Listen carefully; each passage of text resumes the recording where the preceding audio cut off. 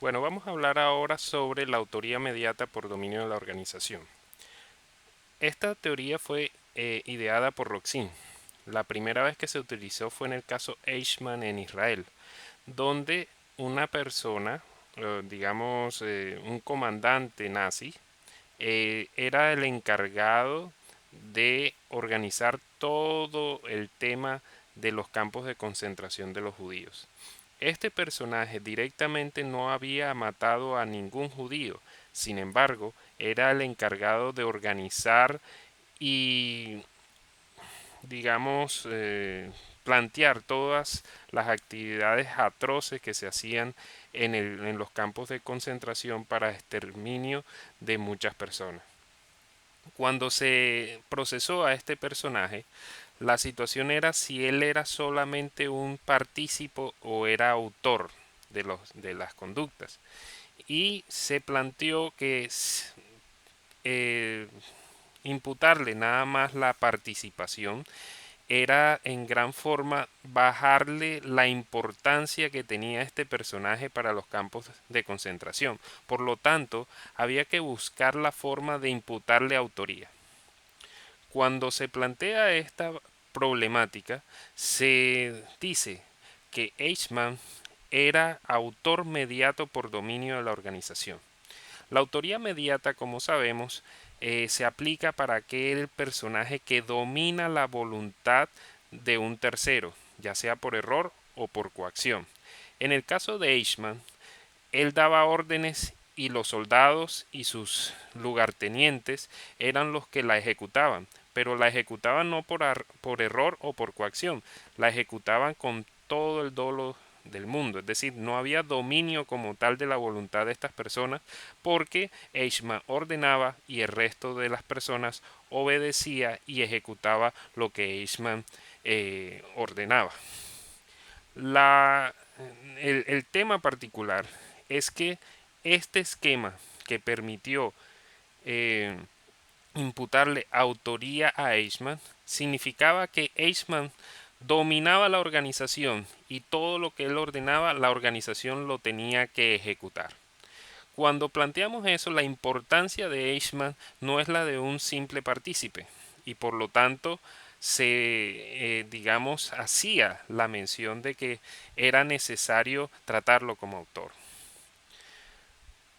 Esto no solamente ocurrió en el caso de Eichmann, sino que ocurre en el caso de todas las organizaciones criminales, donde los principales autores, los que dan las órdenes, los que organizan toda la organización criminal, son personas que muchas veces ni siquiera empuñan un arma, ni siquiera matan a una persona, sino que su dominio lo ejercen a través del mando. Y el mando implica que en efecto cuando vayan a dar una orden, cualquiera de la organización tiene la obligación de cumplirla. Esta estructura planteó que no solamente se domine la voluntad, sino que se domine la organización. Y para que se pueda aplicar esta teoría, se plantea unos requisitos establecidos por Roxin. La primera, que se trate de una organización al margen de la ley. Y en esta situación se diferencia de organizaciones estatales o gubernamentales. Es necesario que la organización tenga como fin la realización de delitos y que se encuentre abiertamente por fuera de la ley, para efectos de que se establezca que ese dominio se ejerce para realizar delitos. Segundo, que esa organización esté jerarquizada, que esté organizada de manera que existen unos jefes y unos subalternos y que esas jerarquías se respeten, de tal manera que lo que ordenen los jefes los tengan que cumplir los subalternos. Así, si se da una orden desde el punto de vista jerarquizada, la orden va pasando de acuerdo a las jerarquías hasta que llega al ejecutor de la conducta. Aquí viene el tercer requisito, que el ejecutor de la conducta sea fungible, es decir, que si ese ejecutor al cual le están dando la orden de matar y no la cumple, este ejecutor puede fallar o puede que no la cumpla y de todas maneras la orden queda pendiente para que cualquier otro miembro de la organización la cumpla. Se supone que estos requisitos plantean que si el autor, es decir, el jefe de la organización, logra tener el dominio sobre la organización en el sentido que actúen como un cuerpo donde él es la cabeza y el resto de personas son los demás miembros, logran establecer una organización en la cual colaboren de manera colectiva para realizar delitos, el miembro de la organización por ese dominio, por ser la cabeza de esa organización y por dar una orden que tiene que ejecutarlo sus miembros, tiene el dominio sobre la organización y por lo tanto debe ser tenido como un autor. De esta manera, si en una organización terrorista el jefe da una orden de matar a 2 jueces, aquí hay un dominio sobre la organización porque el jefe entonces le envía la orden a sus subalternos y sus subalternos se la dan a los ejecutores.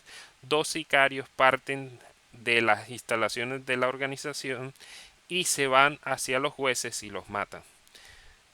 Los autores, obviamente los 2 sicarios, son dolosos y actúan con dolo con pleno conocimiento de lo que están haciendo. Por su parte, el jefe que da la orden tiene una organización que respalda la ejecución de las órdenes y todos los miembros están pendientes de la ejecución de esas órdenes. Por lo tanto, se plantea dentro de esa teoría que esas personas son autores mediatos por dominio de la organización. ¿Qué se critica frente a esta teoría? Primero, que distorsiona la teoría tradicional de la autoría mediata, en la cual el autor no actúa con dolo, sino o con culpa o coaccionado, es decir, no actúa con voluntad propia de realizar la conducta. En cambio, en el caso del dominio por la organización, el autor o el ejecutor de la conducta sí actúa con dolo. Lo otro que también se critica es que en algunas legislaciones, teniendo en cuenta la importancia de los determinadores, es decir, de las personas que determinan a otros a realizar los delitos, se ha establecido que esos determinadores tengan la misma pena del autor. Por lo tanto, no existe diferencia entre pena de autor y partícipe en los casos de determinadores, porque precisamente la historia ya venía planteando que esos determinadores que fungían como jefes de organizaciones terroristas tenían más importancia que los ejecutores materiales. Entonces, un personaje como Pablo Escobar, que no mataba muchas veces directamente, sino a través de sus sicarios, no podía establecerse sino la determinación, y en esa determinación se le colocaba la misma pena del autor, dando la misma situación que el dominio de la organización, el dominio por la autoría mediata por dominio de la organización, donde se le viene aplicando aquí en Colombia a los jefes paramilitares y a los jefes de guerrilla, donde el personaje que era jefe de un escuadrón de la guerrilla daba una orden de matar o asesinar a alguna persona o extorsionar a alguna persona y por ser jefe de esa organización, entonces se planteaba que era autor mediato por dominio de la organización. Hay otra situación muy particular y es la siguiente. ¿Es necesario realmente la autoría mediata por dominio de la organización? Como lo dijimos, desde el punto de vista de la participación, si alguien determina a otro, tendrá la misma pena del autor. Por otro lado, se plantea que estos jefes de organizaciones criminales realmente son coautores. ¿Por qué? Porque hay un acuerdo común, hay una división de trabajo y hay una importancia del aporte. ¿Cuál es la importancia del aporte? Sin su orden no se puede ejecutar la conducta. Sin su orden no se organiza la conducta. Sin su orden, la persona que hace parte de la organización y que ejecuta la orden, pues no siente tanta presión de ejecutarla.